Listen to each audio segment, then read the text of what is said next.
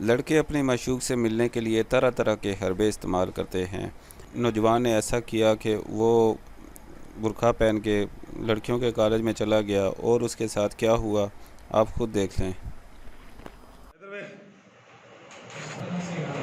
की ना तेरा है? तेरे वाले का की ना है?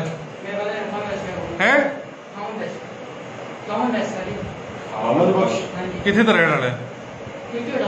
अच्छा चल ला जरा श्यामा हूं जरा बाकी भी ला, बाकी भी उतार देने इनू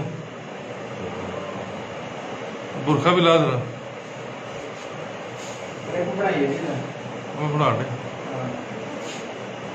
इधर वेख ना, उधर वेख के काट ना, उधर वेख के काट।